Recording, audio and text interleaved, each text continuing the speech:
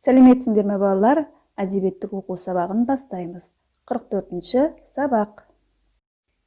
Бүгінгі сабақта шығармашылық жұмыстарыңды мұғалімнің көмегімен сурет салып білесіңдер. Балалар, бірінші ребусты шешіп көрейік. Аспан, кітап, нан суретін көріп тұрсыңдар. Бұл сөзден қандай сөз шығуы мүмкін? Дұрыс, Астана сөз шығады. Екінші суретте алма, алатау, немесе тау және домбыра суреттерін көріп тұрсыңдар. Бұл үш сурет арқылы біз Алматы сөзін шығара алады екенбіз. Бүгінгі тақырыбымыз Күләш Ахметованың Астана өлеңі екен. Өлеңді мәнерлеп оқып көрейік.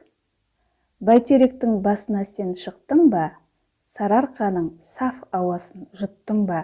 Өзегіңді жарып әппақ бір сезім, өз еліңнің ұлылығын ұқтың ба? Төгеді есіл төңірегіне өмірлі ән, өз астанаң өз қолыңмен соғылған. Енді қазақ бір-біріңді аяла, түбі бірге, түп қазыққа шоғырлан. Алатауда қалды жылдар ең асыл, есілдің де жандай ыстық жағасы. Жандаланның Алматы мен Астана, көздерімнің ағы менен қарасы. Сызбаны пайдаланып, өлеңнің авторымен танысып көрейік. Күләш Ахметова Қырғызстанда туған, ақын және аудармашы екен.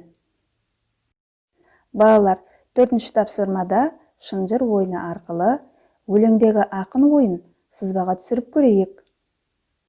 Балалар, өлеңдегі ақынның ойын сызбаға түсіріп көрдіңдер ме? Өлеңде не туралы айтылған? Астана, Бәйтерек, Сарыарқа, Есіл, Алатау, Алматы сөздері кездеседі екен. Жарайсыңдар. 5-ші тапсырмада Алматы мен Астананың басты белгісі ретінде қандай сурет салар едің? Неліктен?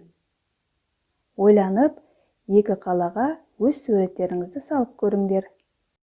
Балалар, 6-ші тапсырмада суреттерге қарап, Алматы және Астана туралы әңгіме құрастырып көрейік. Алматы әсем қалалардың бірі. Бұл қала қыс мезгілінде көркейе түседі. Өйткені қыста мұнда үлкен мұз айдыны ашылады. Алматы өзінің биік тауларымен де танылған. Алматы қаласына келушілер өте көп болады. Олар ең алдымен тауға шығады және көркем әсем жерлерін аралап суретке түседі. Енді балалар, Астана қаласына өздеріңіз сөйлем құрастырып көріңдер. Балалар, бүгінгі сабақ сендерге түсінікті болды деп ойлаймын. Сабақ аяқталды.